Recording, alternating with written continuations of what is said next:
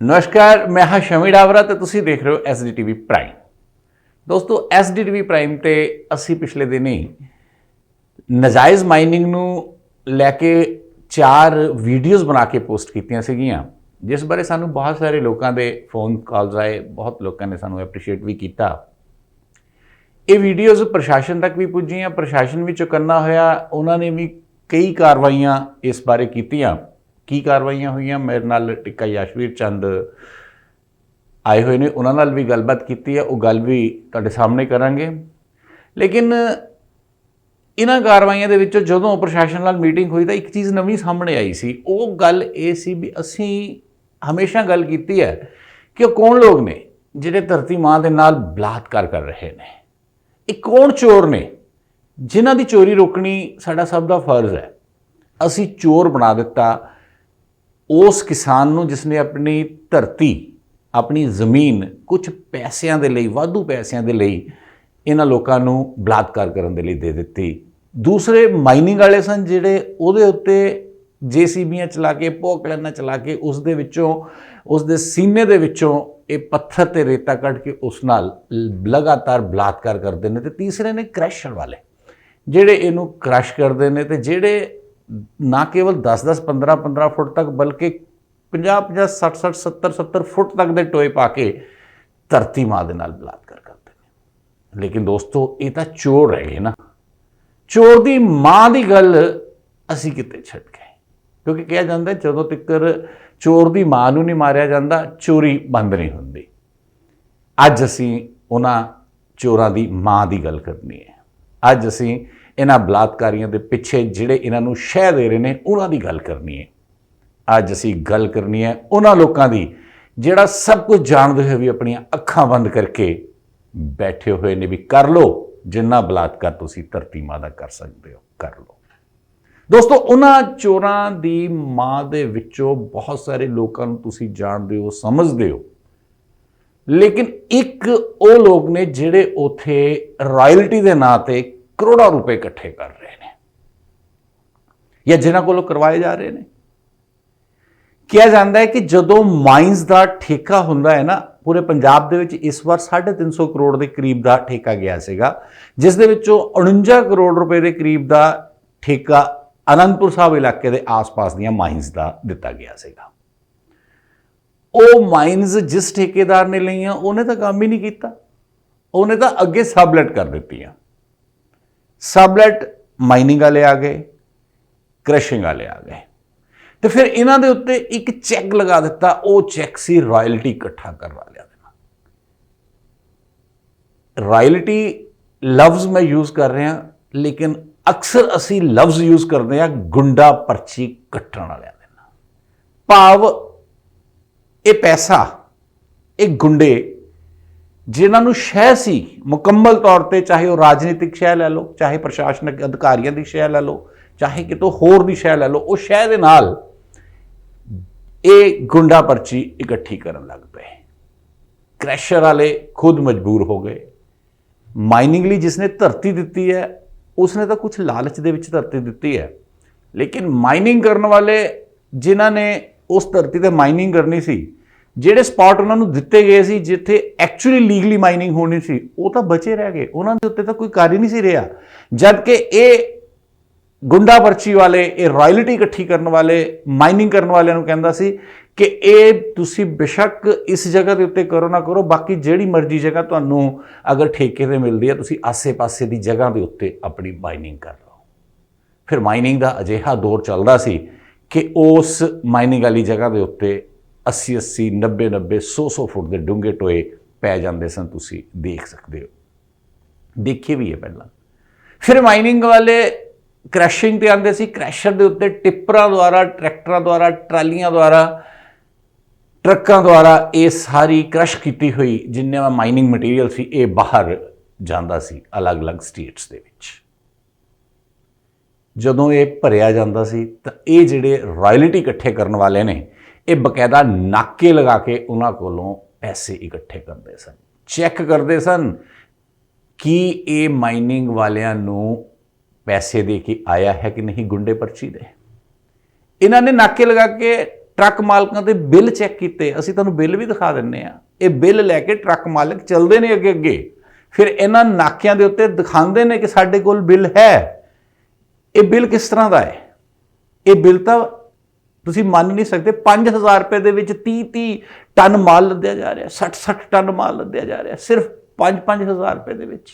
ਇੱਕ ਕ੍ਰੈਸ਼ਰ ਮਾਲਕ ਨੇ ਸਾਡੇ ਨਾਲ ਗੱਲਬਾਤ ਕੀਤੀ, ਆਪਣਾ ਨਾਂ ਨਾ ਨਸ਼ਰ ਕਰਨ ਦੀ ਗੱਲ ਦੇ ਉੱਤੇ ਨੇ ਦੱਸਿਆ ਕਿ ਸਾਡੇ ਕੋਲੋਂ ਇਹ ਰਾਇਲਟੀ ਵਾਲੇ 5 ਰੁਪਏ ਕਿਊਬਿਕ ਫੁੱਟ ਦੇ ਨਾਲ ਪੈਸੇ ਵਸੂਲਦੇ ਨੇ। ਇੱਕ ਟਰੱਕ ਦੇ ਵਿੱਚ 1000 ਕਿਊਸਿਕ ਦੇ ਕਰੀਬ ਜਿਹੜਾ ਹੈ 1000 ਕਿਊਸਿਕ ਫੁੱਟ ਦੇ ਕਰੀਬ ਮਟੀਰੀਅਲ ਆ ਜਾਂਦਾ ਹੈ, ਤੇ ਉਸ ਦੇ ਲਈ ਇਹ 5000 ਰੁਪਇਆ ਇੱਕ ਟਰੱਕ ਮਾਲਕ ਇਹ ਰਾਇਲਟੀ ਦੇ ਨਾਂ ਤੇ ਦਿੰਦਾ ਹੈ। ਟਿੱਪਰ ਇਸ ਤੋਂ ਵੀ ਜ਼ਿਆਦਾ, ਕਿਉਂਕਿ ਟਰੱਕ ਦੇ ਵਿੱਚ ਤਾਂ 20 ਜਾਂ 30 ਟਨ ਮਾਲ ਹੀ ਆਏਗਾ ਨਾ, ਟਿੱਪਰਾਂ ਦੇ ਵਿੱਚ ਤਾਂ 100 ਟਨ ਮਾਲ ਆ ਜਾਂਦਾ ਹੈ। ਉਹਨਾਂ ਦੀ ਰਾਇਲਟੀ ਕਿੰਨੀ ਬਣ ਜਾਏਗੀ? ਭਾਵ ਅਗਰ ਇੱਕ ਟਰੱਕ ਐਵਰੇਜ 5000 ਰੁਪਇਆ ਵੀ ਰਾਇਲਟੀ ਦਿੰਦਾ ਹੋਵੇ, ਇੱਕ ਗੁੰਡਾ ਪਰਚੀ ਦੇ ਨਾਂ ਤੇ ਪੈਸੇ ਦਿੰਦਾ ਹੋਵੇ, ਤਾਂ ਇੱਕ ਕ੍ਰੈਸ਼ਰ ਦੇ ਵਿੱਚੋਂ ਐਵਰੇਜ 50 ਇਹ ਟਿੱਪਰ ਟਰੱਕ ਰੋਜ਼ਾਨਾ ਨਿਕਲਦੇ ਨੇ। ਤੇ ਅਨੰਦਪੁਰ ਸਾਹਿਬ ਦੇ ਆਸੇ-ਪਾਸੇ ਤਕਰੀਬਨ 100 ਤੋਂ ਵੀ ਜ਼ਿਆਦਾ ਕ੍ਰੈਸ਼ਰ ਲੱਗੇ ਹੋਏ ਨੇ, ਤੇ ਇਹਨਾਂ ਕ੍ਰੈਸ਼ਰਾਂ ਦੇ ਵਿੱਚੋਂ ਅੰਦਾਜ਼ਨ ਇੱਕ ਦਿਨ ਦੇ ਵਿੱਚ 2.5 ਲੱਖ ਰੁਪਇਆ ਇੱਕ ਕ੍ਰੈਸ਼ਰ ਦਾ ਦਿੱਤਾ ਜਾਂਦਾ, ਤੇ 100 ਕ੍ਰੈਸ਼ਰਾਂ ਦਾ ਕਿੰਨਾ ਹੋ ਗਿਆ? 2.5 ਕਰੋੜ ਰੁਪਇਆ। 2.5 ਕਰੋੜ ਰੁਪਇਆ ਇੱਕ ਦਿਨ ਦਾ ਇਹ ਨਜਾਇਜ਼ ਮਾਈਨਿੰਗ ਕਰਾਉਣ ਵਾਲੇ, ਇਹ ਗੁੰਡਾ ਪਰਚੀ ਇਕੱਠੀ ਕਰਨ ਵਾਲੇ ਆਪਣੀ ਪਾਕਟ ਦੇ ਵਿੱਚ ਪਾਉਂਦੇ ਨੇ, ਤੇ ਮਹੀਨੇ ਦਾ 75 ਕਰੋੜ ਰੁਪਇਆ ਇੱਕ ਸਾਲ ਦਾ ਠੇਕਾ ਹੈ। 1000 ਕਰੋੜ ਰੁਪਏ ਦੇ ਕਰੀਬ ਅਮਾਊਂਟ ਬਣ ਜਾਂਦੀ ਹੈ ਇੱਕ ਸਾਲ ਦੀ, ਜਦ ਕਿ ਠੇਕਾ ਕਿੰਨੇ ਦਾ ਲਿਆ? 49 ਕਰੋੜ ਰੁਪਏ ਸਾਲ ਦਾ। ਬਾਕੀ ਪੈਸੇ ਦਾ ਨਾ ਕੋਈ ਹਿਸਾਬ ਹੈ, ਨਾ ਕੋਈ ਕਿਤਾਬ ਹੈ। ਉਹ ਪੈਸਾ ਕਿੱਥੇ ਜਾਂਦਾ ਹੈ, ਕੌਣ ਲੈ ਕੇ ਜਾਂਦਾ ਹੈ, ਇਹ ਤੁਸੀਂ ਅਸੀਂ ਸਾਰੇ ਸਮਝਦੇ ਹਾਂ ਕਿ ਕਿਹਨਾਂ ਲੋਕਾਂ ਦੀ ਸ਼ਹਿ ਦੇ ਉੱਤੇ ਮਾਈਨਿੰਗ ਹੁੰਦੀ ਹੈ, ਕੌਣ ਇਹ ਪੈਸਾ ਇਕੱਠਾ ਕਰਦੇ ਨੇ, ਕੌਣ ਇਹ ਪੈਸੇ ਲੈ ਕੇ ਜਾਂਦੇ ਨੇ। ਲੇਕਿਨ ਨਾ ਪੈਸੇ ਦਾ ਹਿਸਾਬ ਕੋਈ ਨਹੀਂ, ਕਿਉਂਕਿ ਨਾ ਤਾਂ ਪ੍ਰਸ਼ਾਸਨ ਇਹਨਾਂ ਵੱਲ ਦੇਖਦਾ ਹੈ, ਨਾ ਕੋਈ ਮੰਤਰੀ ਸੰਤਰੀ ਇਹਨਾਂ ਵੱਲ ਦੇਖਦਾ, ਨਾ ਕੋਈ ਐਕਸਾਈਜ਼ ਡਿਪਾਰਟਮੈਂਟ ਦੇਖਦਾ ਹੈ, ਨਾ ਹੀ ਕੋਈ ਇਨਕਮ ਟੈਕਸ ਡਿਪਾਰਟਮੈਂਟ ਦੇਖਦਾ ਹੈ, ਨਾ ਈਡੀ ਦੀਆਂ ਨਜ਼ਰਾਂ ਇਹਨਾਂ ਤੇ ਪੈਂਦੀਆਂ ਨੇ। ਬਸ ਇਹ ਤਾਂ ਲੁੱਟਦੇ ਨੇ ਤੇ ਧਰਤੀ ਮਾਂ ਦੇ ਨਾਲ ਬਲਾਤਕਾਰ ਕਰਦੇ ਰਹਿੰਦੇ ਨੇ। ਇਹਨਾਂ ਲੋਕਾਂ ਨੇ ਕੇਵਲ ਇੱਥੇ ਨਾਕੇ ਨਹੀਂ ਲਗਾਏ ਹੋਏ, ਬਲਕਿ ਸੜਕ ਦੇ ਉੱਤੇ ਜਾ ਕੇ ਬਕਾਇਦਾ ਵੇਇੰਗ ਮਸ਼ੀਨਾਂ ਵੀ ਲਗਾਈਆਂ ਹੋਈਆਂ ਨੇ, ਜਿੱਤੋਂ ਵੇਟ ਵੀ ਕਰਦੇ ਨੇ ਵੀ ਕੀ ਟਰੱਕ ਉਨਾ ਹੀ ਭਰਿਆ ਹੈ ਜਿੰਨਾ ਅਸੀਂ ਕਿਹਾ, ਜਾਂ ਟਰੱਕ ਦੇ ਵਿੱਚ ਓਵਰਲੋਡ ਹੈ। ਓਵਰਲੋਡ ਹੋਵੇ ਤਾਂ ਪਰਚੀ ਹੋਰ ਜ਼ਿਆਦਾ ਲੱਗਦੀ ਹੈ। ਇਹ ਇਹਨਾਂ ਨੇ ਆਪਣੇ ਆਫਿਸ ਬਣਾ ਰੱਖੇ ਨੇ, ਜਿਹੜੇ ਤੁਸੀਂ ਹੁਣ ਆਪਣੀ ਸਕਰੀਨ ਤੇ ਦੇਖ ਸਕਦੇ ਹੋ। ਦੋਸਤੋ ਇੱਥੇ ਹੀ ਬਸ ਨਹੀਂ, ਇਹ ਲੋਕ ਗੁੰਡਾਗਰਦੀ ਵੀ ਕਰਦੇ ਨੇ। ਇਹਨਾਂ ਦੀ ਇਸ ਗੁੰਡਾਗਰਦੀ ਨਾਲ ਇਸ ਜਗ੍ਹਾ ਦੇ ਉੱਤੇ ਕਈ ਵਾਰ ਲਾਅ ਐਂਡ ਆਰਡਰ ਸਥਿਤੀ ਵੀ ਬਹੁਤ ਖਰਾਬ ਹੋ ਚੁੱਕੀ ਹੈ। ਅਗਰ ਕੋਈ ਵਿਅਕਤੀ ਇਹਨਾਂ ਨੂੰ ਪਰਚੀ ਨਹੀਂ ਕਟਾਉਂਦਾ ਜਾਂ ਘੱਟ ਕਟਾਉਂਦਾ ਹੈ, ਤਾਂ ਇਹ ਉਸ ਦੇ ਗਲੇ ਵੀ ਪੈਂਦੇ ਨੇ, ਉਸ ਦੇ ਨਾਲ ਇਹ ਕੁੱਟਮਾਰ ਵੀ ਕਰਦੇ ਨੇ, ਤੇ ਫਿਰ ਮਾਮਲਾ ਪੁਲਿਸ ਸਟੇਸ਼ਨ ਤੱਕ ਵੀ ਪਹੁੰਚਦਾ ਹੈ। ਅਜਿਹੀਆਂ ਬਹੁਤ ਸਾਰੀਆਂ ਵਾਰਦਾਤਾਂ ਇਸ ਇਲਾਕੇ ਦੇ ਵਿੱਚ ਹੋ ਚੁੱਕੀਆਂ ਨੇ, ਜਿਸ ਦੇ ਵਿੱਚ ਇਹਨਾਂ ਦੀ ਗੁੰਡਾਗਰਦੀ ਸਾਹਮਣੇ ਆਈ ਹੈ। ਤਾਈਓ ਤਾਂ ਇਸ ਪਰਚੀ ਨੂੰ ਗੁੰਡਾ ਪਰਚੀ ਦਾ ਨਾਂ ਦਿੱਤਾ ਗਿਆ ਹੈ। ਅੱਜ ਜਿੱਥੇ ਚੋਰਾਂ ਨੂੰ ਫੜਨ ਦੀ ਜ਼ਰੂਰਤ ਹੈ, ਚੋਰਾਂ ਤੇ ਨਕੇਲ ਕੱਸਣ ਦੀ ਜ਼ਰੂਰਤ ਹੈ, ਉੱਥੇ ਮੈਂ ਸਮਝਦਾ ਇਹ ਚੋਰਾਂ ਦੀ ਮਾਂ ਨੂੰ ਮਾਰਨ ਦੀ ਵੀ ਜ਼ਰੂਰਤ ਹੈ। ਇਹਨਾਂ ਨੂੰ ਸ਼ਹਿ ਦੇਣ ਵਾਲੇ ਲੋਕਾਂ ਨੂੰ ਵੀ ਪਰਦਾਫਾਸ਼ ਕਰਨ ਦੀ ਜ਼ਰੂਰਤ ਹੈ, ਉਹਨਾਂ ਲੋਕਾਂ ਦੀ ਜਿਹੜੇ ਇਹਨਾਂ ਦਾ ਸਾਥ ਦੇ ਰਹੇ ਨੇ, ਜਿਨ੍ਹਾਂ ਦੀ ਸ਼ਹਿ ਦੇ ਉੱਤੇ ਇਹ ਅਰਬਾਂ ਕਰੋੜਾਂ ਰੁਪਏ ਇਕੱਠੇ ਕਰਕੇ ਇਸ ਜਗ੍ਹਾ ਤੋਂ ਲਿਜਾ ਰਹੇ ਨੇ। ਇਹ ਲੁੱਟ ਤਾਂ ਹੀ ਬੰਦ ਹੋਏਗੀ। ਦੋਸਤੋ, ਜਦੋਂ ਸਾਡੀਆਂ ਵੀਡੀਓਜ਼ ਨਸ਼ਰ ਹੋਈਆਂ, ਉਸ ਤੋਂ ਬਾਅਦ ਪ੍ਰਸ਼ਾਸਨ ਚੁਕੰਨਾ ਹੋਇਆ। ਜ਼ਿਲ੍ਹਾ ਪ੍ਰਸ਼ਾਸਨ ਨੇ ਕਈ ਮੀਟਿੰਗਸ ਕੀਤੀਆਂ, ਇਲਾਕੇ ਦੇ ਵਿਧਾਇਕ ਰਾਣਾ KP ਸਿੰਘ ਹੋਰਾਂ ਨੇ ਵੀ ਕਈ ਮੀਟਿੰਗਸ ਬੁਲਾਈਆਂ ਇਲਾਕਾ ਸੰਘਰਸ਼ ਕਮੇਟੀ ਦੇ ਨਾਲ। ਮੀਟਿੰਗਾਂ ਦਾ ਦੌਰ ਸ਼ੁਰੂ ਹੋਇਆ ਤਾਂ ਕਈ ਕੁਝ ਸਾਹਮਣੇ ਆਇਆ, ਇੱਕ ਨੋਟੀਫਿਕੇਸ਼ਨ ਵੀ ਸਾਹਮਣੇ ਆਇਆ। ਕੀ ਨੋਟੀਫਿਕੇਸ਼ਨ ਹੈ, ਇਲਾਕਾ ਸੰਘਰਸ਼ ਕਮੇਟੀ ਨਾਲ ਕੀ ਮੀਟਿੰਗਾਂ ਹੋਈਆਂ, ਕੀ ਆਉਣ ਵਾਲੇ ਭਵਿੱਖ ਦੇ ਵਿੱਚ ਫੈਸਲੇ ਹੋਏ, ਅਸੀਂ ਗੱਲਬਾਤ ਕਰਦੇ ਹਾਂ ਟਿੱਕਾ ਯਸ਼ਵੀਰ ਚੰਦ ਨਾਲ, ਜਿਹੜੇ ਅੱਜ ਸਾਡੇ ਸਟੂਡੀਓ ਦੇ ਵਿੱਚ ਪੁੱਜੇ ਹੋਏ ਨੇ। ਟਿੱਕਾ ਜੀ, ਸਭ ਤੋਂ ਪਹਿਲਾਂ ਤੁਹਾਡਾ ਸਵਾਗਤ ਹੈ। ਬਹੁਤ ਤੁਹਾਡੀ ਮਿਹਰਬਾਨੀ ਜੀ ਕਿ ਤੁਸੀਂ ਮੈਨੂੰ ਫਿਰ ਮੌਕਾ ਇਹ ਦਿੱਤਾ ਹੈ ਮੇਰੀ ਆਪਣੀ ਗੱਲ ਰੱਖਣ ਦਾ ਔਰ ਲੋਕਾਂ ਦਾ ਮਸਲਾ ਸਾਂਝਾ ਕਰਨ ਦਾ। ਟਿੱਕਾ ਜੀ, ਅਸੀਂ ਕੁਝ ਵੀਡੀਓਜ਼ ਬਣਾ ਕੇ ਦਿਖਾਈਆਂ ਸੀ, ਪ੍ਰਸ਼ਾਸਨ ਤੱਕ ਵੀ ਪਹੁੰਚਾਈਆਂ ਤੁਸੀਂ ਮਤਲਬ ਹੋਰ ਵੀ ਮਤਲਬ ਅੱਗੇ ਤੱਕ ਵੀ ਪਹੁੰਚਾਈਆਂ, ਚਾਹੇ ਉਹ ਸੈਕਟਰੀ ਸੀ, ਚਾਹੇ ਉਹ ਮੁੱਖ ਮੰਤਰੀ ਸੀ, ਚਾਹੇ ਉਹ ਡਿਪਟੀ ਕੋਈ ਵੀ ਸੀ, ਮਤਲਬ ਤੁਸੀਂ ਪਹੁੰਚਾਈਆਂ। ਉਹਦਾ ਕੋਈ ਰਿਜ਼ਲਟ ਨਿਕਲਿਆ? ਗੱਲ ਇਹ ਹੈ ਜੀ ਵੀ ਜਦੋਂ ਐਕਸ਼ਨ ਹੁੰਦੇ ਪਹਿਲਾਂ ਤਾਂ ਮੈਂ ਜਿਵੇਂ ਕਿਹਾ ਵੀ ਤੁਹਾਡਾ ਬਹੁਤ ਧੰਨਵਾਦ ਕਿ ਜੀ। ਜਿਹੜੀ ਤੁਸੀਂ 4 ਐਪੀਸੋਡ ਕੀਤੇ ਸੀਗੇ ਉਹਨਾਂ ਨੂੰ ਲੋਕਾਂ ਨੇ ਤਾਂ ਪਸੰਦ ਕੀਤਾ ਹੀ। ਮੈਂ ਸਮਝਦਾ ਵੀ ਜਿਹੜੇ ਉੱਚ ਅਧਿਕਾਰੀ ਸੀਗੇ ਜਦੋਂ ਉਹਨਾਂ ਨੇ ਦੇਖਿਆ ਉਹਨਾਂ ਤੇ ਵੀ ਇਹ ਅਸਰ ਜ਼ਰੂਰ ਹੋਇਆ ਔਰ ਉਸ ਲਈ ਦਾ ਇੱਕ ਸਿੱਟਾ ਹੈ ਜਾਂ ਚਲੋ ਸਾਰੀਆਂ ਇੱਕ ਕਲੈਕਟਿਵ ਐਫਰਟ ਦਾ ਸਮੂਹਿਕ ਇੱਕ ਕੋਸ਼ਿਸ਼ ਦਾ ਇਹ ਨਤੀਜਾ ਹੈ ਕਿ ਜਿਹੜੀ ਇਲਾਕਾ ਸੰਘਰਸ਼ ਕਮੇਟੀ ਨੂੰ ਸਭ ਤੋਂ ਪਹਿਲਾਂ ਤਾਂ ਰਾਣਾ ਜੀ ਨੇ, ਰਾਣਾ KP ਸਿੰਘ ਜੀ ਜੋ ਕਿ ਸਾਡੇ ਮਾਨਯੋਗ ਸਪੀਕਰ ਨੇ, ਉਹਨਾਂ ਨੇ ਗੱਲਬਾਤ ਲਈ ਬੁਲਾਇਆ। ਫਿਰ 2 ਵਾਰ ਸਾਡੀ ਗੱਲਬਾਤ ਜਿਹੜੀ ਹੈ ਡਿਪਟੀ ਕਮਿਸ਼ਨਰ ਸਾਹਿਬ ਔਰ ਐਡੀਸ਼ਨਲ ਡਿਪਟੀ ਕਮਿਸ਼ਨਰ ਸਾਹਿਬਾਂ ਨਾਲ ਵੀ ਹੋਈ ਜੀ ਇਸ ਮਸਲੇ ਦੇ ਉੱਤੇ। ਉਹਦਾ ਕੋਈ ਨਤੀਜਾ ਨਿਕਲਿਆ ਜੀ? ਗੱਲ ਇਹ ਹੈ ਜੀ ਵੀ ਜੋ ਮੈਂ ਦੇਖਿਆ ਕਿ ਉਸ ਤੋਂ ਬਾਅਦ ਸਾਨੂੰ 2 ਵਾਰ, ਇੱਕ ਵਾਰ ਰਾਣਾ ਜੀ ਨਾਲ ਗੱਲ ਹੋਈ ਇਲਾਕਾ ਸੰਘਰਸ਼ ਕਮੇਟੀ ਦੀ ਜੀ, ਦੂਜੀ ਵਾਰ DC ਸਾਹਿਬਾਂ ਨਾਲ ਹੋਈ, ਉਹਨੇ ਉਹੀ ਫੈਸਿਲੀਟੇਟ ਕੀਤੀ ਜੀ, ਤੀਸਰੀ ਮੀਟਿੰਗ ਫਿਰ ਜਿਹੜੀ ਹੈ ਉਹ ਐਡੀਸ਼ਨਲ ਡਿਪਟੀ ਕਮਿਸ਼ਨਰ ਸਾਹਿਬਾਂ ਨਾਲ ਹੋਈ ਔਰ ਇਸ ਇਸ਼ੂ ਨੂੰ ਐਟ ਲੈਂਥ ਜਿਹਨੂੰ ਕਹਿੰਦੇ ਨਾ ਵੀ ਪੂਰੇ ਤਰੀਕੇ ਨਾਲ ਸਾਰੇ ਮਸਲਿਆਂ ਨੂੰ ਵਿਚਾਰਿਆ ਗਿਆ। ਇੱਕ ਨੋਟੀਫਿਕੇਸ਼ਨ ਜਿਹੜੀ ਜਾਰੀ ਕੀਤੀ ਗਈ ਹੈ ਉਹ ਵੀ ਅਸੀਂ ਆਪਣੇ ਦਰਸ਼ਕਾਂ ਨੂੰ ਦਿਖਾ ਰਹੇ ਹਾਂ। ਉਹ ਨੋਟੀਫਿਕੇਸ਼ਨ ਦੇ ਵਿੱਚ ਕੁਝ ਨਵੇਂ ਹਦਾਇਤਾਂ ਦਿੱਤੀਆਂ ਗਈਆਂ ਨੇ ਵੀ ਲਾਊਡ ਸਪੀਕਰ ਲਾ ਕੇ ਤੁਸੀਂ ਲੋਕਾਂ ਤੱਕ ਪਹੁੰਚਾਉਣੀ ਹੈਗੀ ਹੈ ਪਿੰਡ ਵਾਲਿਆਂ ਨੇ ਜਾਂ ਪਿੰਡ ਦੀਆਂ ਪੰਚਾਇਤਾਂ ਨੇ। ਉਹ ਨੋਟੀਫਿਕੇਸ਼ਨ ਤੁਸੀਂ ਬਰੀਫ ਦੇ ਵਿੱਚ ਸਮਝਾ ਸਕਦੇ ਹੋ? ਹਾਂਜੀ, ਇਸ ਤਰ੍ਹਾਂ ਹੈ ਜੀ ਕਿ ਜਿਸ ਵੇਲੇ ਅਸੀਂ ਇਹਦੇ ਤੇ ਵਿਚਾਰ ਕਰ ਰਹੇ ਸੀਗੇ ਜੀ ਕਿ ਵੀ ਇਹਦੇ ਵਿੱਚ ਇੱਕ ਮਸਲਾ ਆਇਆ ਕਿ ਇਕੱਲਾ ਮਾਈਨਿੰਗ ਡਿਪਾਰਟਮੈਂਟ ਵੀ ਜਿਹੜਾ ਹੈ ਉਹ ਕੁਝ ਨਹੀਂ ਕਰ ਸਕਦਾ ਕਿਉਂਕਿ ਉਹਨਾਂ ਕੋਲ ਮੈਨ ਪਾਵਰ ਦੀ ਕਮੀ ਹੈ ਜੀ, ਡਿਸਟ੍ਰਿਕਟ ਐਡਮਿਨਿਸਟ੍ਰੇਸ਼ਨ ਵੀ ਨਹੀਂ ਔਰ ਕਿਉਂਕਿ ਜਿਹੜੇ ਚੋਰੀ ਕਰਨੇ ਵਾਲੇ ਆ ਉਹ ਤਾਂ 24 ਘੰਟੇ ਐਕਟਿਵ ਹੈ। ਜੀ, ਸਾਡਾ ਇੱਕ ਸੁਝਾਅ ਸੀਗਾ ਵੀ ਜਦ ਤੱਕ ਅਸੀਂ ਲੋਕਾਂ ਨੂੰ ਨਾਲ ਇਸ ਦੇ ਵਿੱਚ ਸ਼ਾਮਲ ਨਹੀਂ ਕਰਦੇ ਉਸ ਵੇਲੇ ਤੱਕ ਇਹ ਇਸ਼ੂ ਜਿਹੜਾ ਹੈ ਇਹਦੇ ਤੇ ਕਾਬੂ ਨਹੀਂ ਪਾਇਆ ਜਾ ਸਕਦਾ। ਜੀ, ਸੋ ਇਸ਼ੂ ਲੋਕਾਂ ਨੂੰ ਸ਼ਾਮਲ ਕਰਨ ਦੇ ਵਿੱਚ ਇਹ ਆਇਆ ਕਿ ਵੀ ਇੱਕ ਤਾਂ ਜਿਹੜਾ ਸਭ ਤੋਂ ਵੱਡਾ ਮਸਲਾ ਹੈ ਕਿ ਵੀ ਜਿਹੜੀ ਪੰਚਾਇਤ ਹੈ ਜਿਸ ਪਿੰਡ ਦੇ ਵਿੱਚ ਹੋਵੇ ਜੀ, ਕਿ ਉਸ ਪਿੰਡ ਦੀ ਪੰਚਾਇਤ ਨੂੰ ਇਸ ਗੱਲ ਲਈ ਜ਼ਿੰਮੇਵਾਰ ਠਹਿਰਾਇਆ ਜਾਵੇ ਕਿ ਅਗਰ ਉਹਨਾਂ ਦੇ ਅਧਿਕਾਰ ਖੇਤਰ ਦੇ ਵਿੱਚ ਕੋਈ ਇਲੀਗਲ ਮਾਈਨਿੰਗ, ਨਾਜਾਇਜ਼ ਮਾਈਨਿੰਗ ਹੁੰਦੀ ਹੈ ਤਾਂ ਉਹ ਉਹਨਾਂ ਦੀ ਜ਼ਿੰਮੇਵਾਰੀ ਹੈ ਕਿ ਉਹ ਜ਼ਿਲ੍ਹਾ ਪ੍ਰਸ਼ਾਸਨ ਨੂੰ ਸਮੇਂ ਸਿਰ ਦੱਸਣ। ਜੀ, ਅਗਰ ਉਹ ਦੱਸਦੇ ਨੇ ਔਰ ਜ਼ਿਲ੍ਹਾ ਪ੍ਰਸ਼ਾਸਨ ਨਹੀਂ ਕਾਰਵਾਈ ਕਰਦਾ ਤਾਂ ਇਹ ਪ੍ਰਸ਼ਾਸਨ ਦੀ ਜ਼ਿੰਮੇਵਾਰੀ ਹੈ। ਜੀ, ਪਰ ਅਗਰ ਪੰਚਾਇਤ ਨਹੀਂ ਦੱਸਦੀ ਔਰ ਮਾਈਨਿੰਗ ਹੁੰਦੀ ਹੈ ਔਰ ਫਿਰ ਗੱਲ ਸਾਹਮਣੇ ਆਉਂਦੀ ਹੈ ਤਾਂ ਉਹ ਜ਼ਿੰਮੇਵਾਰੀ ਪੰਚਾਇਤ ਦੀ ਗਿਣੀ ਪੰਚਾਇਤ ਦੇ ਹੁੰਦੇ। ਸੋ ਇਹ ਲੋਕਾਂ ਦੀ ਨੰਬਰ 1। ਨੰਬਰ 2 ਜੀ, ਜਿਵੇਂ ਕਿ ਤੁਸੀਂ ਆਪਣੇ ਉਸ ਦੇ ਵਿੱਚ ਵੀ ਕਹਿ ਰਹੇ ਸੀਗੇ ਵੀ ਲੋਕ ਲਾਲਚ ਦੇ ਵਿੱਚ ਜ਼ਮੀਨ ਜਿਹੜੀ ਹੈ ਉਹ ਠੇਕੇ ਤੇ ਦੇ ਦਿੰਦੇ ਨੇ ਜਾਂ ਵੇਚ ਦਿੰਦੇ ਨੇ ਜਾਂ ਮਾਈਨਿੰਗ ਲਈ ਦੇ ਦਿੰਦੇ ਨੇ। ਉਹਦੇ ਲਈ ਇਹ ਵਿਚਾਰਿਆ ਗਿਆ ਕਿ ਜੋ ਪਿੱਛੇ ਹੋ ਗਿਆ ਉਸ ਨੂੰ ਛੱਡ ਕੇ ਇੱਕ ਕੱਟ ਆਫ ਡੇਟ ਰੱਖੀ ਜਾਵੇ ਜੀ, ਔਰ ਉਸ ਕੱਟ ਆਫ ਡੇਟ ਤੋਂ ਬਾਅਦ ਦੇ ਵਿੱਚ ਜਿਹੜੀ ਅਗਰ ਕੋਈ ਮਾਈਨਿੰਗ ਨਾਜਾਇਜ਼ ਹੁੰਦੀ ਹੈ ਉੱਥੇ ਕਰਨ ਵਾਲੇ ਨੂੰ ਵੀ ਔਰ ਜਿਹਨੇ ਜਿਹਦੀ ਜ਼ਮੀਨ ਦੇ ਵਿੱਚ ਹੁੰਦੀ ਹੈ ਕਿ ਉਹਨਾਂ ਦੋਨਾਂ ਨੂੰ ਇਸ ਦੇ ਵਾਸਤੇ ਜ਼ਿੰਮੇਵਾਰ ਠਹਿਰਾ ਕੇ ਉਹਨਾਂ ਖਿਲਾਫ ਕਾਨੂੰਨੀ ਕਾਰਵਾਈ ਕੀਤੀ ਜਾਵੇ ਤਾਂ ਕਿ ਲੋਕ ਇਸ ਪ੍ਰੋਵੀਜ਼ਨ ਦਾ ਨਾਜਾਇਜ਼ ਫਾਇਦਾ ਨਾ ਉਠਾ ਸਕਣ। ਜੀ, 2 ਚੀਜ਼ਾਂ ਤਾਂ ਇਹ ਹੋ ਗਈਆਂ ਜੀ।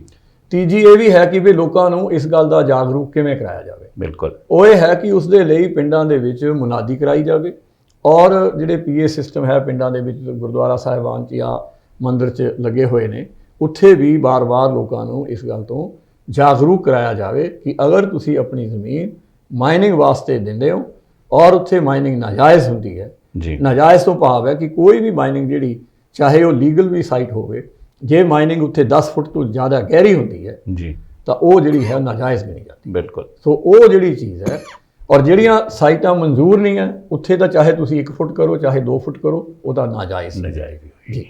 ਜੀ, ਇੱਕ ਪੁਆਇੰਟ ਜੀ ਮੈਂ ਤੁਹਾਡਾ ਜਿਹੜਾ ਐਡਮਿਨਿਸਟ੍ਰੇਸ਼ਨ ਨਾਲ ਨਵਾਂ ਸਾਡਾ ਡਿਸਕਸ ਹੋਇਆ ਹਾਂਜੀ ਹਾਂਜੀ ਉਹ ਇਹ ਸੀ ਕਿ ਮੈਨ ਪਾਵਰ ਦੀ ਕਮੀ ਨੂੰ ਦੇਖਦੇ ਹੋਏ ਮਾਈਨਿੰਗ ਡਿਪਾਰਟਮੈਂਟ ਹਾਂਜੀ ਔਰ ਇਹ ਦੇਖਦੇ ਹੋਏ ਕਿ ਵੀ ਕੋਈ ਜਿਹੜੀ ਪੁਲਿਸ ਹੈ ਜਾਂ ਕੋਈ ਹੋਰ ਮਹਿਕਮਾ ਹੈ ਉਹ ਕੋਈ ਇਹਨਾਂ ਨਾਲ ਮਿਲੀ ਭੁਗਤ ਨਾ ਹੋ ਜਾਏ।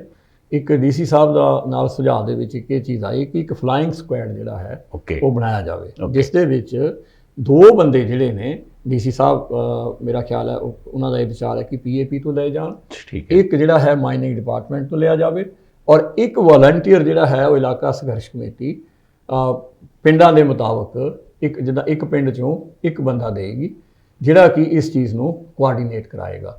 ਉਹ ਤੁਸੀਂ ਸੰਘਰਸ਼ ਕਮੇਟੀ ਵਾਲੇ ਉਹਨਾਂ ਦੇ ਨਾਂ ਦਿਓਗੇ ਪਿੰਡਾਂ ਦੇ? ਹਾਂਜੀ, ਅਸੀਂ ਉਹਨਾਂ ਨੂੰ ਅੱਜ DC ਸਾਹਿਬਾਂ ਨੂੰ ਉਹ ਲਿਸਟ ਭੇਜ ਦਿੱਤੀ ਹੈ ਜੀ। ਓਕੇ।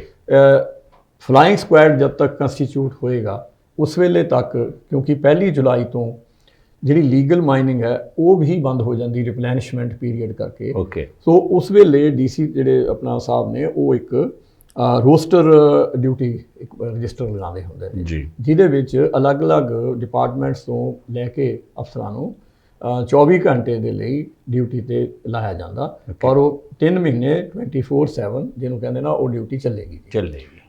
ਅਸੀਂ ਉਹਨਾਂ ਨੂੰ ਰਿਕੁਐਸਟ ਕੀਤੀ ਸੀ ਕਿ ਵੀ ਇਹੀ ਵਲੰਟੀਅਰ ਜਿਹੜੇ ਨੇ ਪਿੰਡ ਦੇ ਮੁਤਾਬਕ, ਜਿਵੇਂ ਸੈਂਸੋਵਾਲ ਦਾ ਬੰਦਾ ਇੱਕ ਦੇਵਾਂਗੇ, ਹਰਸੇ ਵੇਲੇ ਦਾ ਅਲੱਗ ਦੇਵਾਂਗੇ, ਐਲਗਰਾਂ ਦਾ ਅਲੱਗ ਦੇਵਾਂਗੇ, ਇਸ ਤਰ੍ਹਾਂ ਅਸੀਂ 12-14 ਬੰਦਿਆਂ ਦੀ ਉਹਨਾਂ ਨੂੰ ਲਿਸਟ ਦਿੱਤੀ ਹੈ ਜੀ, ਜਿਹੜੇ ਉਸ ਪਿੰਡ ਉਸ ਜਿਹੜਾ ਰੋਸਟਰ ਜਿਹੜਾ ਉਹਨਾਂ ਦੇ ਡਿਊਟੀ ਆਫੀਸਰਸ ਨੇ ਉਹਨਾਂ ਦੇ ਨਾਲ ਉਹ ਕੋਆਰਡੀਨੇਟ ਕਰਨਗੇ।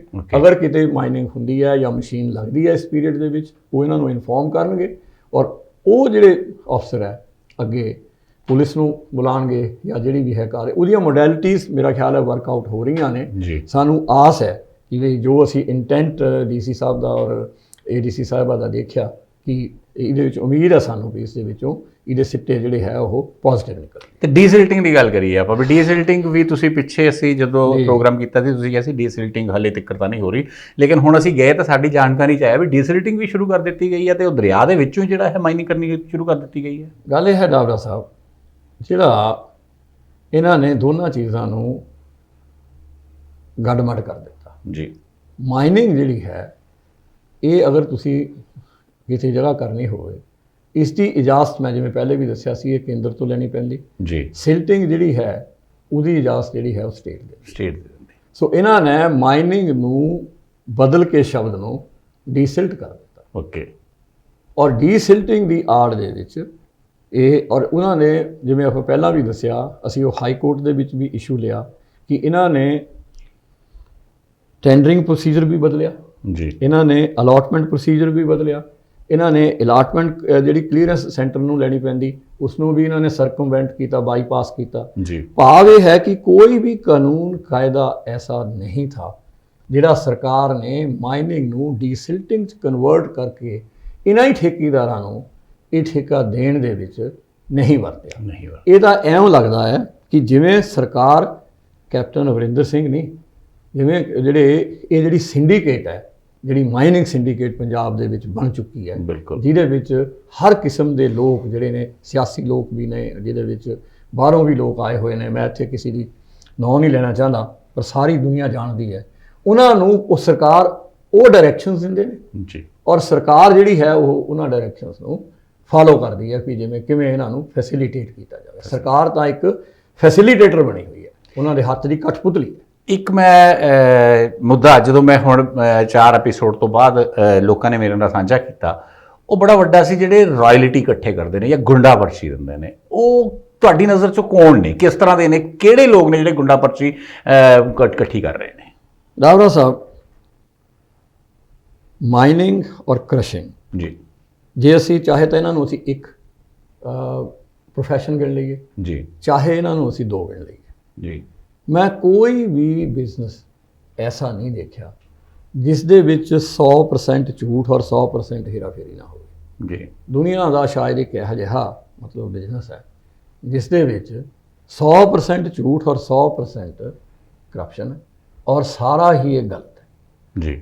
ਜਿਹੜੀ ਰਾਇਲਟੀ ਦਾ ਵੀ ਮਸਲਾ ਹੈ, ਦੇਖੋ ਅਗਰ ਤੁਸੀਂ ਇਹ ਕਹੋ ਵੀ ਠੇਕੇਦਾਰ ਨੇ ਇੱਕ ਮਾਈਨ ਲਈ ਸਰਕਾਰ ਨੂੰ ਉਹਦੇ ਪੈਸੇ ਦੇਣੇ ਜੀ ਤੇ ਉਹ ਮਾਲ ਉਸਦੇ ਚੋਂ ਕੱਢੇ ਬਿਲਕੁਲ ਔਰ ਕ੍ਰਸ਼ਰ ਵਾਲਿਆਂ ਨੂੰ ਸਪਲਾਈ ਕਰੇ ਔਰ ਉਸਦੇ ਪੈਸੇ ਲੈ ਲਵੇ ਬਿਲਕੁਲ, ਪਰ ਕਿਆ ਇਹ ਹੁੰਦਾ? ਨਹੀਂ ਹੁੰਦਾ। ਉਹ ਕੀ ਕਰਦੇ ਨੇ? ਉਹ ਕਹਿੰਦੇ ਨੇ ਕਿ ਜੀ ਤੁਸੀਂ ਆਪ ਜਿੱਥੇ ਮਰਜ਼ੀ ਪੱਟੋ, ਜਿੰਨਾ ਮਰਜ਼ੀ ਪੱਟੋ ਔਰ ਸਾਨੂੰ ਤੁਸੀਂ ਇੱਕ ਫਿਕਸ ਰਾਇਲਟੀ ਜਿਹੜੀ ਹੈ ਉਹ ਦੇ ਦਿਓ 5 ਰੁਪਏ ਫੁੱਟ, ਜਿਵੇਂ ਤੁਸੀਂ ਦੱਸਿਆ ਕਿਊਬਿਕ ਫੁੱਟ। ਬਿਲਕੁਲ 5 ਰੁਪਏ ਕਿਊਬਿਕ ਫੁੱਟ ਦਾ ਕਿਆ ਮਤਲਬ ਹੈ ਕਿ ਇੱਕ ਟਿੱਪਰ ਦੇ ਪਿੱਛੇ 5000 ਰੁਪਏ, ਉਹ ਟਿੱਪਰ ਜਿਹੜਾ 1000 ਫੁੱਟ ਮਾਲ ਚੱਕੇ ਜਿਹਦੇ ਵਿੱਚ ਤਕਰੀਬਨ 40-50 ਟਨ ਮਾਲ ਜਿਹੜਾ ਹੈ ਉਹ ਹੋਏਗਾ ਬਿਲਕੁਲ। ਪਰ ਇਹ ਤਾਂ ਵੱਡੇ ਵੱਡੇ ਜਿਹੜੇ ਜਿਨ੍ਹਾਂ ਨੂੰ ਅਸੀਂ ਕਹਿ ਦਿੰਦੇ ਹਾਂ ਘੋੜੇ, ਉਹਨਾਂ ਵਿੱਚ ਤਾਂ 100-100 ਟਨ ਮਾਲ, ਉਹਨਾਂ ਦੇ ਵਿੱਚ ਤਾਂ 18-18 20-20 ਸੈਂਕੜੇ ਮਾਲ ਔਰ ਉਹ ਨਿਕਲਦੇ ਨੇ ਔਨ ਐਨ ਐਵਰੇਜ ਇੱਕ ਜਿਹੜਾ ਐਵਰੇਜ ਸਾਈਜ਼ ਦਾ ਕ੍ਰਸ਼ਰ ਹੈ ਉਸ ਦੇ ਵਿੱਚੋਂ 50 ਰੋਜ਼। ਜਿਵੇਂ ਤੁਸੀਂ ਕਿਹਾ ਵੀ 2.5 ਕਰੋੜ ਰੁਪਈਆ ਔਰ ਤੁਸੀਂ ਸਾਲ ਦਾ ਗਿਣ ਲਓ, ਇਹ ਤਾਂ ਉਹ ਫਿਗਰਸ ਨੇ ਜੀ ਜਿਹੜੀਆਂ ਇਹ ਆਫੀਸ਼ੀਅਲੀ ਡਿਕਲੇਅਰ ਕਰਦੇ ਨੇ ਬਿਲਕੁਲ। ਔਰ ਸਰਕਾਰ ਨੂੰ ਮੈਂ ਤਾਂ ਅੱਗੇ ਵੀ ਕਿਹਾ ਸੀ ਕਿ ਮੈਂ ਚੈਲੰਜ ਕਰਦਾ ਵੀ ਇਹ ਦੱਸਣ ਸਰਕਾਰ ਦੇ ਖਾਤੇ 'ਚ ਕਿੰਨਾ ਪੈਸਾ ਜਮ੍ਹਾਂ ਕਰਾਇਆ ਹੈ। ਬਿਲਕੁਲ।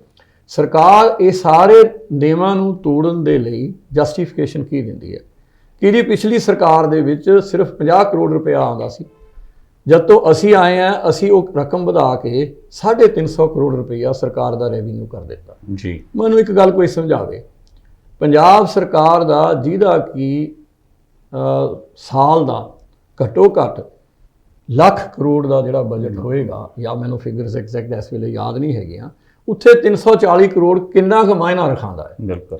ਇਹਦੇ ਨਾਲੋਂ ਔਰ ਇਸ ਦੀ ਆੜ ਦੇ ਵਿੱਚ ਇਹ ਕਿੰਨੇ ਹਜ਼ਾਰ ਕਰੋੜ ਦਾ ਮਾਲ ਲੁੱਟ ਕੇ ਲੈ ਗਏ ਨੇ ਇੱਥੇ ਸਾਡੇ ਰਿਸੋਰਸਿਸ ਨੂੰ, ਔਰ ਸਾਡੇ ਇਲਾਕੇ ਨੂੰ ਇਹਨੇ ਗਰੀਬ ਵੀ ਕੀਤਾ, ਸਾਡੇ ਇਲਾਕੇ ਦਾ ਬਰਬਾਦ ਵੀ ਕਰ ਦਿੱਤਾ। ਉਹਦਾ ਹਿਸਾਬ ਕਿਤਾਬ ਕੋਈ ਨਹੀਂ ਕਰਦਾ। ਹੁਣ ਆ ਜਾਓ ਤੁਸੀਂ ਕਿ ਇਹ ਕ੍ਰਿਸ਼ਨਾ ਵਾਲੇ ਜਿਹੜੇ ਨੇ ਇਹ ਇੰਨੀ ਇਨਡਿਸਕ੍ਰਿਮੀਨੇਸ਼ਨ, ਇਹਨਾਂ ਨੇ ਡਿਸਕ੍ਰਿਮੀਨੇਟ ਇਹ ਡਿਗਿੰਗ ਕਰਦੇ ਨੇ, ਖੁਦਾਈ ਕਰਦੇ ਨੇ ਕਿ ਜਿਹਦੀ ਰਹੇ ਰੱਬ ਦਾ। ਇੱਕ ਐਗਜ਼ਾਮਪਲ ਮੈਂ ਡੀਸੀ ਸਾਹਿਬ ਨੂੰ ਵੀ ਦਿੱਤੀ ਸੀ, ਮੈਂ ਰਾਣਾ ਜੀ ਨੂੰ ਵੀ ਦੱਸਿਆ ਸੀ ਕਿ ਤੁਸੀਂ ਇੱਕ ਮਾਈਨ ਹੈ ਜਿਹੜੀ ਡੀਸਲਟ ਸਾਈਟ ਸੈਂਸੋਆ ਜੀ 50 ਏਕੜ ਦੀ ਸਾਈਟ ਹੈ। ਅਸੀਂ ਇਹਨਾਂ ਨੂੰ ਫਿਜ਼ੀਕਲ ਵੈਰੀਫਿਕੇਸ਼ਨ ਕਰਾਈ, ਉਸ ਵੇਲੇ ਆਲਰੇਡੀ ਉੱਥੇ 20-30 ਫੁੱਟ ਹੋ ਚੁੱਕੀ ਸੀ। ਓਕੇ। ਪਰ ਇਹਨਾਂ ਨੇ ਜੀ ਜ਼ਬਰਦਸਤੀ ਉਹ ਮਾਈਨ ਚਲਾਈ, ਔਰ ਉੱਥੇ ਹੁਣ 100 ਏਕੜ ਤੋਂ ਜ਼ਿਆਦਾ ਔਰ 60, 70, 80 ਫੁੱਟ ਇਹ ਡੂੰਘੀ ਪੱਟ ਚੁੱਕੇ ਜੀ। ਹੁਣ ਤੁਸੀਂ ਮੈਨੂੰ ਦੱਸੋ ਵੀ ਤੁਸੀਂ, ਮੈਂ ਕਹਿੰਦਾ ਜੀ ਤੁਸੀਂ ਇੱਕ ਸਾਈਟ ਦੀ ਪ੍ਰੋਪਰ ਤੁਸੀਂ ਇਨਕੁਆਇਰੀ ਕਰੋ। ਬਿਲਕੁਲ। ਔਰ ਉਸ ਦੇ ਹਿਸਾਬ ਨਾਲ ਬਾਕੀਆਂ ਦਾ ਹਿਸਾਬ ਲਗਾ ਲਓ, ਸੈਦਪੁਰ 'ਚ ਲੈ ਲਓ, ਅਗੰਮਪੁਰ 'ਚ ਲੈ ਲਓ, ਜਾਂ ਹੋਰ ਜਿਹੜੀਆਂ ਹੋ ਰਹੀਆਂ ਨੇ, ਕਿਸੇ ਇੱਕ ਦੀ ਕਰਾ ਕੇ ਦੇਖੋ। ਫਿਰ ਤੁਹਾਨੂੰ ਸੱਚਾਈ ਸਾਹਮਣੇ ਆਏਗੀ। ਤੁਸੀਂ ਤਾਂ ਖੁਦ ਦੇਖਿਆ ਕਿ 5-5 ਮੋਟਰਾਂ ਲੱਗੀਆਂ ਹੋਈਆਂ ਨੇ, 90-90 ਫੁੱਟ ਦੇ ਟੋਏ ਪਏ ਹੋਏ, ਉਹ ਕਿਵੇਂ ਜਸਟੀਫਾਈ ਹੋ ਸਕਦੇ ਨੇ? ਕੋਈ ਮੈਨੂੰ ਵੀ ਸਮਝਾਵੇ। ਨਹੀਂ, ਬਿਲਕੁਲ ਸਹੀ ਹੈ। ਹੁਣ ਜਿੱਥੇ ਤੱਕ ਕ੍ਰਿਸ਼ਨਾ ਵਾਲਿਆਂ ਦਾ ਤਾਲੁਕ ਹੈ, ਦੇਖੋ ਸਭ ਤੋਂ ਵੱਡੀ ਜਿਹੜੀ ਪਾਲਿਸੀ ਦੇ ਵਿੱਚ ਇੱਕ ਡਰਾਬੈਕ ਹੈ, ਉਹ ਇਹ ਹੈ ਕਿ ਕ੍ਰਿਸ਼ਨਾ ਵਾਲਿਆਂ ਦੇ ਉੱਪਰ ਇਹ ਕੋਈ ਪ੍ਰਤੀਬੰਧ ਨਹੀਂ ਹੈ, ਜਾਂ ਇਹਨਾਂ ਪਰ ਕੋਈ ਸ਼ਰਤ ਨਹੀਂ ਹੈ ਕਿ ਤੁਹਾਡਾ ਮਟੀਰੀਅਲ ਜਿਹੜਾ ਹੈ, ਜਿਹੜਾ ਤੁਸੀਂ ਕ੍ਰਸ਼ ਕਰਨਾ ਹੈ, ਉਹ ਕਿੱਥੋਂ ਆਉਣਾ। ਬਿਲਕੁਲ। Government of India the policy ਮੁਤਾਬਕ, ਜਾਂ ਸਾਡੇ ਗੁਆਂਢੀ ਸਟੇਟ ਹਿਮਾਚਲ ਦੀ ਮਾਈਨਿੰਗ ਨੀਤੀ ਦੇ ਮੁਤਾਬਕ, ਤੁਹਾਨੂੰ ਇੱਕ ਆਪਣੀ ਮਾਈਨਿੰਗ ਸਾਈਟ ਜਿਹੜੀ ਹੈ ਉਹ ਦੇਣੀ ਪੈਂਦੀ। ਤੁਹਾਡੀ ਮਾਈਨਿੰਗ ਸਾਈਟ ਔਰ ਕ੍ਰਸ਼ਿੰਗ ਪਲਾਂਟ ਦੇ ਵਿੱਚ 3 ਕਿਲੋਮੀਟਰ ਤੋਂ ਜ਼ਿਆਦਾ ਦੂਰੀ ਨਹੀਂ ਹੋ ਸਕਦੀ, ਔਰ ਉਸ ਮਾਈਨਿੰਗ ਸਾਈਟ ਚਾਹੇ ਤੁਸੀਂ ਪ੍ਰਾਈਵੇਟ ਬੰਦਿਆਂ ਤੋਂ ਪ੍ਰੋਕਿਓਰ ਕੀਤੀ ਹੈ, ਚਾਹੇ ਤੁਸੀਂ ਸਰਕਾਰ ਨੂੰ ਲੀਜ਼ ਤੇ ਲਿੱਤੀ ਹੈ ਜੀ। ਉਸ ਵਿੱਚ ਇਹ ਵੀ ਅਸੈਸ ਕੀਤਾ ਜਾਂਦਾ ਕਿ ਅਗਲੇ 10 ਸਾਲ, 15 ਸਾਲ, 20 ਸਾਲ ਦੇ ਵਿੱਚ ਕਿੰਨਾ ਮਟੀਰੀਅਲ ਇੱਥੇ ਹੈ ਜੀ। ਪਰ ਪੰਜਾਬ ਦੇ ਵਿੱਚ ਉਹ ਕੋਈ ਸ਼ਰਤ ਨਹੀਂ, ਕੋਈ ਸ਼ਰਤ। ਔਰ ਇਹ ਜਿੱਥੋਂ ਮਰਜ਼ੀ ਲਿਆਉਣ। ਮੈਂ ਕਹਿੰਦਾ ਜੀ ਵੀ ਤੁਸੀਂ ਕਿਸੇ ਵੀ ਜ਼ੋਨ, ਕ੍ਰਸ਼ਿੰਗ ਜ਼ੋਨ ਨੂੰ ਚੁੱਕ ਲਓ, ਚਾਹੇ ਸੈਦਪੁਰ ਨੂੰ ਲੈ ਲਓ, ਅਗੰਮਪੁਰ ਨੂੰ ਲੈ ਲਓ, ਔਰ ਆਪਣਾ ਐਲਗਰਾ ਜ਼ੋਨ ਨੂੰ ਲੈ ਲਓ, ਜਾਂ ਉਧਰ ਖੇੜਾ ਜ਼ੋਨ ਨੂੰ ਲੈ ਲਓ। ਮੈਂ ਮੈਡਮ ਡਿਪਟੀ ਕਮਿਸ਼ਨਰ ਜੀ ਨੂੰ ਵੀ ਇਹੀ ਚੀਜ਼ ਕਹੀ ਸੀ। ਮੈਂ ਕਿਹਾ ਜੀ ਤੁਸੀਂ ਕਿਸੇ ਦੀ ਇਹਨਾਂ ਦੀ ਤੁਸੀਂ ਸੈਟੇਲਾਈਟ ਇਮੇਜਰੀ ਕਰਾਓ, ਔਰ ਇਸ ਸਟਾਕ ਚੈਕਿੰਗ ਕਰਾਓ ਜੀ, ਔਰ ਇਹਨਾਂ ਦੇ ਜਿਹੜੇ ਬਿੱਲ ਹੈ, ਕੋਰਸਪੋਂਡਿੰਗ ਬਿੱਲ ਬਿਜਲੀ ਦੇ, ਉਹ ਚੈੱਕ ਲਓ, ਸਾਲ ਦੇ ਲਓ, ਔਰ ਇਹਨਾਂ ਦੇ GST ਜਾਂ ਕਿਆ ਇਹਨਾਂ ਨੇ, ਭਾਵ ਇਹ ਹੈ ਵੀ ਇਹਨੀ ਮਾਲ ਕਿੱਥੋਂ ਖਰੀਦਿਆ, ਕਿੰਨਾ ਤੋੜਿਆ, ਕਿਹਨੂੰ ਵੇਚਿਆ। ਬਿਲਕੁਲ। ਇਹ ਔਰ ਇਹਦਾ ਕਿੰਨਾ GST ਦਿੱਤਾ, ਇਹਦੀ ਕਿਸੇ ਇੱਕ ਜ਼ੋਨ ਦੀ ਤੁਸੀਂ ਇੱਕ ਸੈਂਪਲ ਸਰਵੇ ਕਰਾਓ ਤਾਂ ਸਹੀ। ਬਿਲਕੁਲ। ਤੁਹਾਨੂੰ ਸਾਰੀ ਚੀਜ਼ ਜਿਹੜੀ ਹੈ ਦੁੱਧ ਦਾ ਦੁੱਧ, ਪਾਣੀ ਦਾ ਪਾਣੀ ਹੋ ਜਾਣਾ। ਵਿੱਚ ਰਾਇਲਟੀ ਵਾਲਿਆਂ ਦਾ ਵੀ ਆ ਜਾਣਾ, ਵਿੱਚ ਕ੍ਰਿਸ਼ਨਾ ਵਾਲਿਆਂ ਦਾ ਵੀ ਆ ਜਾਣਾ, ਵਿੱਚ ਮਾਈਨਿੰਗ ਵਾਲਿਆਂ ਦਾ ਵੀ ਆ ਜਾਣਾ। ਲੇਕਿਨ ਵਿਲ ਪਾਵਰ ਨਹੀਂ ਹੈ ਨਾ ਜੀ। ਵਿਲ ਪਾਵਰ ਅਗਰ ਸਰਕਾਰ ਦੇ ਵਿੱਚ ਜਾਂ ਪ੍ਰਸ਼ਾਸਨਿਕ ਅਧਿਕਾਰੀਆਂ ਦੇ ਵਿੱਚ ਹੋਵੇ ਤਾਂ ਹੀ ਤਾਂ ਸਾਰਾ ਕੁਝ ਹੋ ਸਕਦਾ ਨਾ ਜੀ। ਲੇਕਿਨ ਇੱਥੇ ਤਾਂ ਉਹ ਹੈ ਨਾ, ਅੰਨਾ ਪੀਵੇ ਤੇ ਕੁੱਤੀ ਚੱਟੇ। ਇੱਥੇ ਤਾਂ ਸਾਰਾ ਕੁਝ ਹੀ ਜੇਬਾਂ 'ਚ ਜਾ ਰਿਹਾ। ਇੱਥੇ ਤਾਂ ਕਿਤੇ ਨਾ ਤਾਂ ਸਰਕਾਰ ਨੂੰ ਹਿੱਸਾ ਜਾ ਰਿਹਾ, ਨਾ ਹੀ ਕਿਸੇ ਨੂੰ। ਇਹ ਤਾਂ ਹਰੇਕ ਦੇ ਜੇਬ ਦੇ ਵਿੱਚ ਹਿੱਸਾ ਜਾ ਰਿਹਾ। ਫਿਰ ਉਹ ਕਿਸ ਤਰ੍ਹਾਂ ਕਹਿ ਦੇਣਗੇ, ਕਿਸ ਤਰ੍ਹਾਂ ਤੁਹਾਡੀਆਂ ਗੱਲਾਂ ਮੰਨਣਗੇ? ਤੁਹਾਨੂੰ ਮੈਂ ਇਹ ਕਹਿ ਸਕਦਾ ਵੀ ਹਰ ਵਾਰ ਇਹ ਨਹੀਂ ਹੁੰਦਾ ਵੀ ਪ੍ਰਸ਼ਾਸਨ ਲਾਲੀਪਾਪ ਦੇ ਕੇ ਆ ਜਾਂਦਾ ਔਰ ਤੁਸੀਂ ਚੂਸ ਦੇ ਵਾਪਸ ਆ ਜਾਂਦੇ ਹੋ। ਗੱਲ ਇਹ ਹੈ ਜੀ, ਜਿਹੜੇ ਲੋਕ ਹੈ ਉਹ ਕੀ ਕਰ ਜੀ, ਸੰਘਰਸ਼ ਕਰ ਰਹੇ ਨੇ। ਸੰਘਰਸ਼ ਨੂੰ ਤੋੜਨ ਵਾਲੇ ਇਹਦੇ ਵਿੱਚ ਹਥਿਆਰ, ਹਰਬੇ ਬਹੁਤ ਵਰਤਦੇ ਨੇ। ਕਿਸੇ ਨੂੰ ਡਰਾਉਂਦੇ ਨੇ, ਕਿਸੇ ਨੂੰ ਲਾਲਚ ਦਿੰਦੇ ਨੇ, ਕਿਸੇ ਨੂੰ ਮਿਸਇਨਫੋਰਮ ਕਰਦੇ ਨੇ ਜੀ। ਔਰ ਮੈਂ ਤਾਂ ਇੱਕ ਗੱਲ ਦਾ ਯਕੀਨ ਕਰਦਾ, ਕੋਈ ਵੀ ਸੰਘਰਸ਼ ਹੋਵੇ ਜੀ, ਤੁਹਾਨੂੰ ਉਸ ਦੇ ਵਿੱਚ ਗੱਲਬਾਤ ਤਾਂ ਕਰਨੀ ਹੀ ਪੈਂਦੀ। ਬਿਲਕੁਲ। ਔਰ ਜਦੋਂ ਗੱਲਬਾਤ ਕਰਨੀ ਹੈ, ਕਿਤੇ ਨਾ ਕਿਤੇ ਭਰੋਸਾ ਵੀ ਕਰਨਾ ਪੈਂਦਾ ਜੀ। ਅਸੀਂ ਤਾਂ ਇਹ ਮੰਨ ਕੇ ਚੱਲਦੇ ਹਾਂ ਕਿ ਠੀਕ ਹੈ, ਜੇ ਭਰੋਸਾ ਨਹੀਂ ਕਰਾਂਗੇ ਤੇ ਫਿਰ ਤਾਂ ਗੱਲਬਾਤ ਬਿਲਕੁਲ ਹੀ ਨਹੀਂ ਚੱਲੇਗੀ ਜੀ। ਜੇ ਭਰੋਸਾ ਕਰਾਂਗੇ, ਕੋਈ ਭਰੋਸਾ ਤੋੜੂਗਾ ਆਪਾਂ ਫੇਰ ਸੰਘਰਸ਼ ਸ਼ੁਰੂ ਅਸੀਂ ਤੁਹਾਨੂੰ ਹੁਣ ਫਿਰ ਭਰੋਸਾ ਦਿੱਤਾ ਗਿਆ ਹੈ, ਭਰੋਸੇ ਦੇ ਉੱਤੇ ਹੁਣ ਫਿਰ ਤੁਸੀਂ ਆਪਣੇ ਆਪ ਨੂੰ ਕਿਹਾ ਹੈ ਵੀ ਠੀਕ ਹੈ ਵੀ ਅਸੀਂ ਇਹ ਭਰੋਸਾ ਜਿਹੜਾ ਉਹਨਾਂ ਨੇ ਸਰਕਾਰ ਨੇ ਦਿੱਤਾ ਹੈ ਅਸੀਂ ਉਹਨੂੰ ਮੰਨਾਂਗੇ। ਲੇਕਿਨ ਨਾਲ ਤੁਸੀਂ ਇਹ ਵੀ ਕਿਹਾ ਵੀ ਐਜੀਟੇਸ਼ਨ ਅਸੀਂ ਉਦੋਂ ਤੱਕ ਨਹੀਂ ਚੱਕਾਂਗੇ ਜਦੋਂ ਤੱਕ ਹੁਣ ਇਹ ਜਿਹੜਾ ਭਰੋਸਾ ਸਾਨੂੰ ਦਿੱਤਾ ਗਿਆ ਇੰਪਲੀਮੈਂਟ ਨਹੀਂ ਕਰਦੇ। ਸਰਕਾਰ ਤੁਹਾਡੀਆਂ ਮੰਨ ਰਹੀ ਹੈ, ਸਰਕਾਰ ਹੁਣ ਜਿਹੜੇ ਆ ਤੁਸੀਂ ਆਪ ਹੀ ਕਹਿ ਰਹੇ ਹੋ ਵੀ ਹੁਣ ਇੱਥੇ ਭੇਜ ਰਹੀ ਹੈ, ਚੈਕਿੰਗ ਵੀ ਹੋ ਰਹੀ ਹੈ, ਕੁਝ ਇਸ ਤਰ੍ਹਾਂ ਦੀ ਚੀਜ਼ਾਂ ਵੀ ਹੋ ਰਹੀਆਂ, ਫਿਰ 3 ਮਹੀਨੇ ਲਈ ਤਾਂ ਹੁਣ ਵੈਸੇ ਹੀ ਮਾਈਨਿੰਗ ਬੰਦ ਕਰ ਦਿੱਤੀ ਜਾਏਗੀ। ਲੇਕਿਨ ਇੱਕ ਚੀਜ਼ ਹੈਗੀ ਹੈ ਵੀ ਸਰਕਾਰ ਨਾਲ ਤੁਹਾਡੀ ਲੜਾਈ ਚੱਲੇਗੀ ਕਦੋਂ ਤੱਕ, ਕਿਉਂਕਿ ਅਜਿਹਾ ਮੈਨੂੰ ਨਹੀਂ ਲੱਗਦਾ ਵੀ ਆਉਣ ਵਾਲੇ ਸਮੇਂ 'ਚ ਦਿਖਾਈ ਦੇ ਰਿਹਾ ਵੀ ਕਿਤੇ ਨਾ ਕਿਤੇ ਮਾਈਨਿੰਗ ਬੰਦ ਹੋ ਜਾਏਗੀ। ਗੱਲ ਇਹ ਹੈ ਜੀ, ਜਾਂ ਤਾਂ ਸਰਕਾਰ ਸਾਡੀਆਂ ਗੱਲਾਂ ਮੰਨੇਗੀ ਜੀ, ਜਾਂ ਅਸੀਂ ਟੁੱਟਾਂਗੇ, ਜਾਂ ਅਸੀਂ ਦੋਵਾਂ ਦੇ ਉਰੇ ਅਸੀਂ ਹੁਣ ਹਟਦੇ ਨਹੀਂ। ਗੱਲ ਇਹ ਹੈ ਵੀ ਇਲਾਕਾ ਸੰਘਰਸ਼ ਕਮੇਟੀ ਦੇ ਜਿਹੜੇ ਲੋਕ ਹੈ ਜੀ, ਉਹਨਾਂ ਨੂੰ ਖਰੀਦਣ ਦੀ ਕੋਸ਼ਿਸ਼ ਵੀ ਕੀਤੀ ਗਈ, ਡਰਾਉਣ ਦੀ ਕੋਸ਼ਿਸ਼ ਵੀ ਕੀਤੀ ਗਈ। ਉਹ ਮਜ਼ਬੂਤੀ ਦੀ ਨਾਲ ਜਿਹਨੂੰ ਕਹਿੰਦੇ ਨੇ ਚੱਟਾਨ ਵਾਂਗੂ ਇਸ ਇਸ਼ੂ ਨੂੰ ਲੈ ਕੇ ਖੜੇ ਹੈ, ਕਿਉਂਕਿ ਇਸ ਵੇਲੇ ਜਿਹੜਾ ਸਵਾਲ ਹੈ ਉਹ ਕਿਸੇ ਦੀ ਅਹਿਮ ਦਾ ਨਹੀਂ ਹੈ, ਕਿਸੇ ਦੀ ਈਗੋ ਦਾ ਨਹੀਂ ਹੈ, ਕਿਸੇ ਦੀ ਸਿਆਸਤ ਦਾ ਨਹੀਂ। ਇਸ ਵੇਲੇ ਸਵਾਲ ਜਿਹੜਾ ਹੈ ਇਲਾਕੇ ਦੀ ਸਰਵਾਈਵਲ ਦਾ ਹੈ, ਹੋਂਦ ਦਾ ਹੈ। ਅਗਰ ਅਸੀਂ ਇਸ ਚੀਜ਼ ਨੂੰ ਨਹੀਂ ਰੋਕਿਆ ਜਾਂ ਅਸੀਂ ਨਹੀਂ ਖੜੇ ਤਾਂ ਉਸ ਦਾ ਇੱਕ ਨਤੀਜਾ ਤਾਂ ਜਿਹੜਾ ਇਹ ਹੋਏਗਾ ਕਿ ਇਹ ਇਲਾਕਾ ਬਰਬਾਦ ਹੋ ਜਾਏਗਾ, ਇਹ ਇਲਾਕਾ ਬੰਜਰ ਹੋ ਜਾਏਗਾ ਔਰ ਜਿਹੜੇ ਲੋਕ ਹੈ ਇਹ ਮੁੜ ਕੇ ਮਜ਼ਦੂਰੀਆਂ ਔਰ ਦਿਹਾੜੀ ਕਰਨ ਤੇ ਮਜਬੂਰ ਹੋ ਜਾਣਗੇ।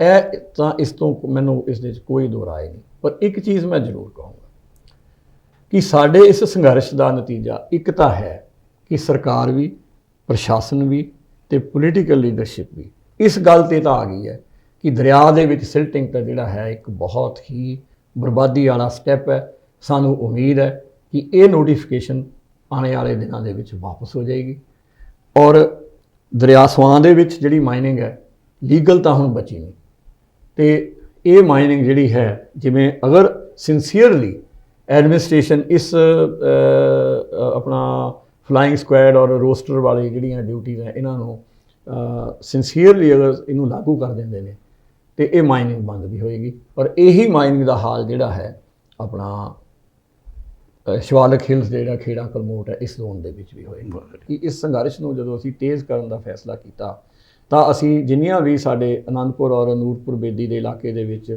ਕਿਸਾਨ ਸੰਘਰਸ਼ ਜਥੇਬੰਦੀਆਂ ਜਿਹੜੀਆਂ ਲੱਗੀਆਂ ਹੋਈਆਂ ਨੇ ਉਹਨਾਂ ਨੂੰ ਅਪਰੋਚ ਕੀਤਾ। ਉਹਨਾਂ ਨੇ ਸਾਨੂੰ ਭਰਵਾਂ ਹੁੰਗਾਰਾ ਦਿੱਤਾ ਔਰ ਸਾਡੇ ਹਰ ਪ੍ਰੋਗਰਾਮ ਦੇ ਵਿੱਚ ਹੁਣ ਸਾਡਾ ਉਹ ਮਾਰਗਦਰਸ਼ਨ ਵੀ ਕਰਦੇ ਨੇ, ਸਾਡਾ ਸਾਥ ਵੀ ਦਿੰਦੇ ਨੇ ਔਰ ਮੀਟਿੰਗਾਂ ਦੇ ਵਿੱਚ ਸਾਡੇ ਨਾਲ ਜਾਂਦੇ ਵੀ ਨੇ। ਮੈਂ ਉਹਨਾਂ ਦਾ ਵੀ ਬਹੁਤ ਬਹੁਤ ਧੰਨਵਾਦ ਕਰਨਾ ਚਾਹਾਂਗਾ ਔਰ ਲੋਕਾਂ ਨੂੰ ਇੱਕ ਅਪੀਲ ਕਰਨੀ ਚਾਹਾਂਗਾ ਕਿ ਇਸ ਸੰਘਰਸ਼ ਨੂੰ ਹਲਕੇ ਨਾਲ ਲਓ, ਇਹਦੇ ਨਾਲ ਜੁੜੋ ਤਾਂ ਹੀ ਬਚਾਂਗੇ।